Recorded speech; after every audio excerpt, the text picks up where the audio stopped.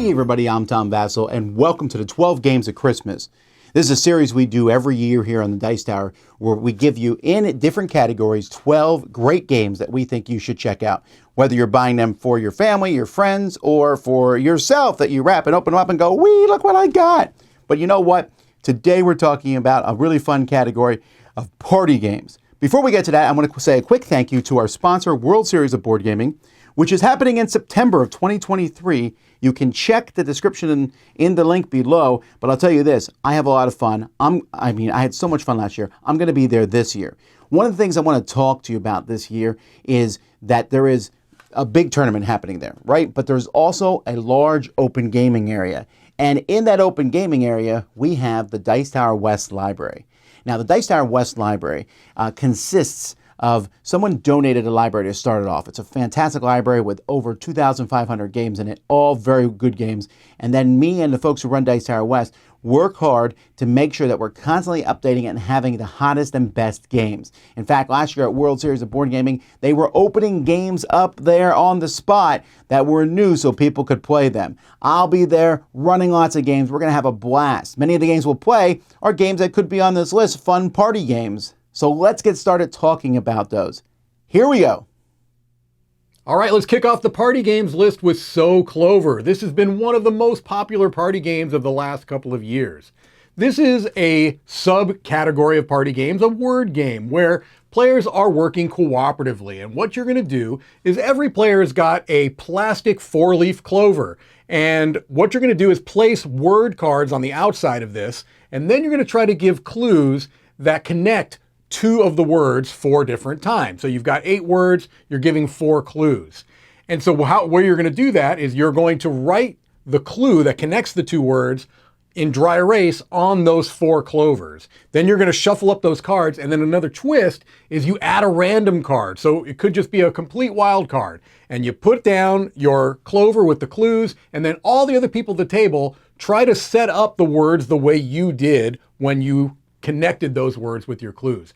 A really, really fun party game. It's great that it's cooperative because everyone can put their minds together, and it feels so satisfying when you get it done just right. That's So Clover. Every party should have bragging rights, and there's no better bragging rights than saying, hey, the green team wins. The green team wins is a great little party game with a very, very simple concept. There's a question out in the middle of the table, and everyone's going to answer it at the same time secretly and then reveal their answer. You want to be on the team that has the most common answer. So there are a few different types of questions. There's choose between 2 choices, choose between 3 choices, and fill in the blank. The fact that there's 3 different types of questions adds a fun little dynamic to it. You always want to try to guess what you think is going to be the most popular answer at the table. If you stay on the green team, you earn more points, but once you get on the green team, you also get points. This is one of those party games, yeah, there's points, and that's cool and all. You can have a winner at the end. But it's just fun to be on the green team. It's just exciting to stay on the green team. And no matter what, you're having a great time. I love simple little mind games like this. It's a great fun one. The green team wins. So if you enjoy party games like Just One or So Clover, the same company has put out another game called Fun Facts. So in Fun Facts, you're basically all working together cooperatively, trying to organize different numbers on these different chevron things that you have put out. So basically there'll be different questions like, how much do you like going to the movies from 1 to 100? And then everybody will have to put those in order. Everybody will basically take turns. They'll write down their number. They'll put it out there either ahead of or after the last person that went before them. And after it gets back to the first person, they get to move theirs in the row and try to get it in order. If you get them all in order, then you get points for that round. And basically it's just this game of trying to figure out people's likes and dislikes on different things or how much they think of a certain thing. It's very interesting to try to think about working together. This game works really well if you know the people, but if you don't know the people, it can be a great icebreaker and funny things being like, oh, I didn't realize you were that talkative, or oh, I didn't realize you liked that thing that much, or you thought you were that good at that. You have to get in the head of the other players and work together, and so this is a great party game. Next up on our docket is Stay Cool. This is a fun, absolutely chaotic party game that is a blast. So you as the active player have someone on your right side and on your left side, and they're basically asking you questions at the same time. They're taking turns, so it's not so chaotic you can't hear them. But you're trying to answer one set of questions with dice that have letters on them, and then you're trying to answer the other set of questions verbally. And so it is just super chaotic, it's super fun, and there's just a lot of good memories that I have with this game. So Stay Cool is a great party game. Next up, I'm talking about Stella, Dixit Universe, which is a spin-off of another very popular game called Dixit, but you don't need to know anything about it to enjoy this one. They are different games.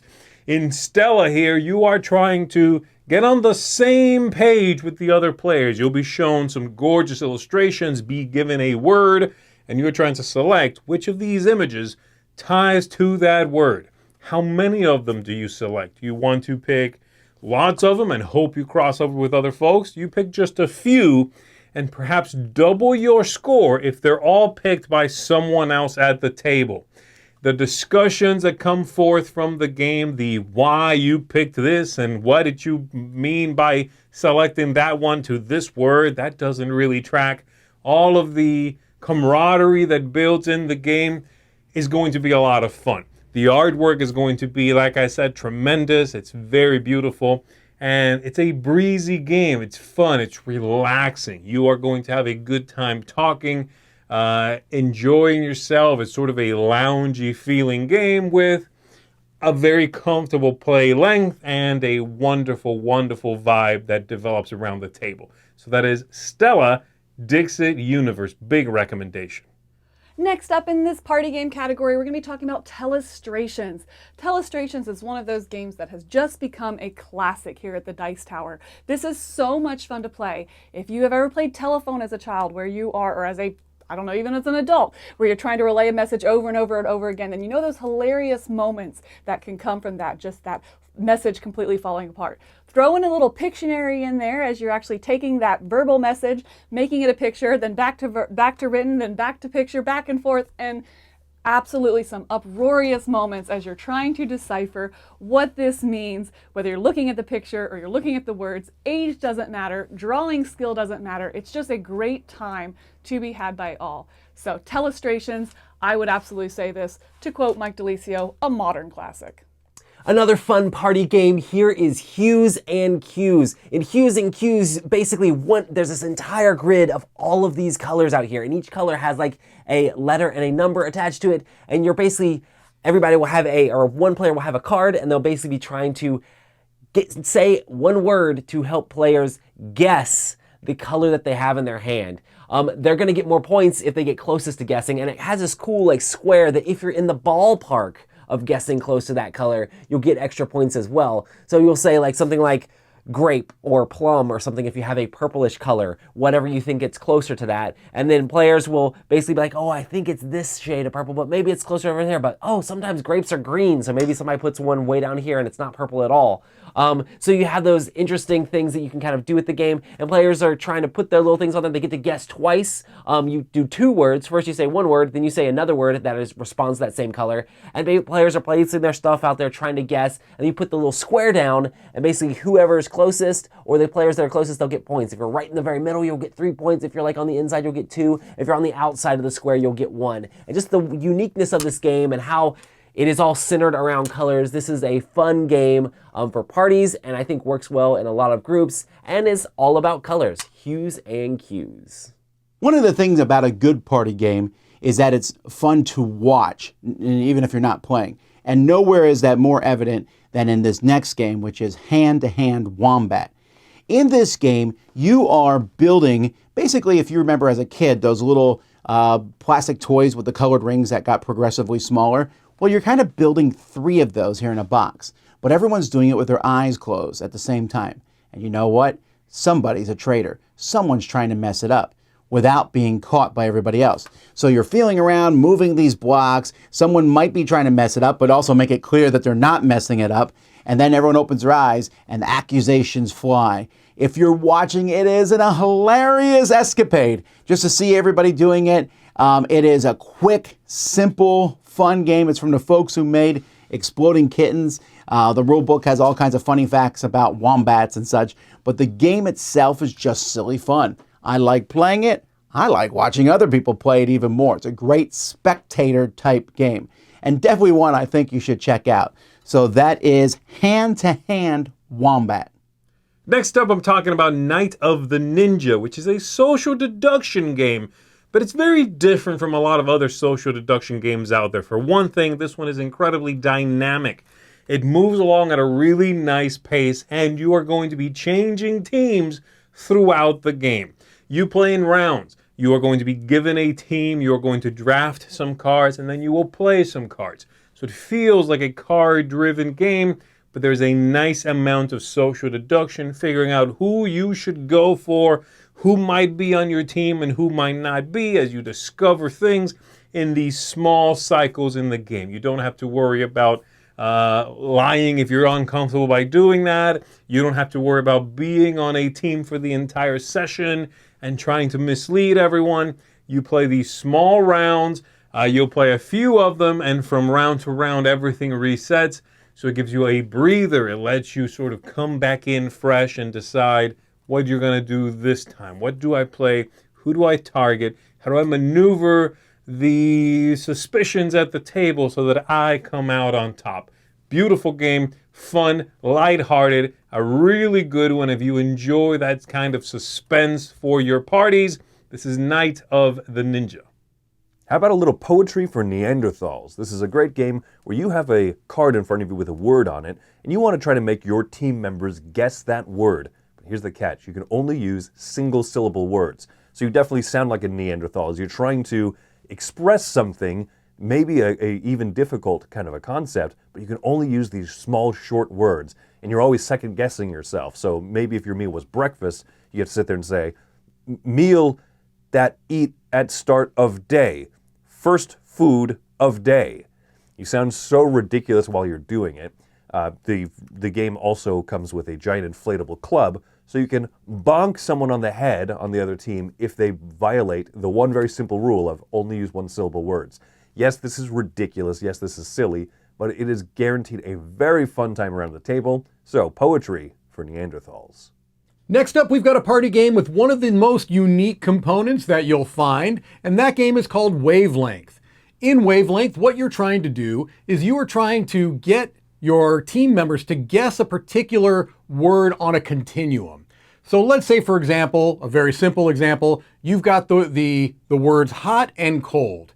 You're going to have a little, this component is going to be kind of like a meter to show you where on a continuum something falls. And so once you find out where you're supposed to have it, you have to figure out a word that would get people to guess that area on the continuum. So if it was almost all the way to the end on the cold side, you'd try to think of a word that would get people to put it over in that general area. It's a really interesting game that really shows you how people think, and it leads to some very, very fun discussions like I think the best party games do. It's really almost more about the interaction around the table than it is the actual game. But this is a really solid game as well. That is Wavelength. Our final game today is a game that I absolutely adore called Ready, Set, Bet. Folks, there are a lot of racing games out there. There are a lot of betting games out there, but there is none as exciting and over the top as Ready, Set, Bet. In Ready, Set, Bet, one person is going to sit and roll dice and move horses in an amazingly fun and interesting way. The horses have kind of a curve 7. The horse that's moves when you roll a 7 moves more often than the horse that when you roll a 2 or a 12 on 2 6-sided dice. But the ones that you roll on a 2 or 12, if they do move, can move much faster. So it combines into an exciting race. While that person's doing it, everybody else is throwing chips on the table in real time, trying to pick the odds, trying to pick the horses that win. You throw a chip out early because that horse is ahead, but you might want to wait later to see which horse is actually going to win. There is screaming and yelling and so much fun in every game of this I played.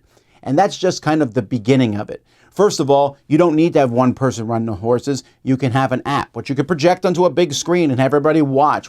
They actually hired a professional horse race announcer to do so. But also, players will get special powers as the game goes by, which maybe give you extra chips that you can throw on the board, or special things that you can do that nobody else can do, or just get some more money. And all this combines makes a very frenetic, fabulous, just amazing time. This is my most played game over the past year. I've played it with hundreds of groups, many of them at the World Series of Board Gaming itself with so much time, and it is just a blast. I very much recommend ready, set, bet. And that's it. That's it. 12 great party games, folks. I hope some of those will bring life and fun to your holiday and Christmas parties. And that's it for this video. Thanks so much for watching. Thanks to our sponsors, World Series of Board Gaming. Until next time, I'm Tom Vassell, and you've been watching the best 12 games of Christmas here on the Dice Tower.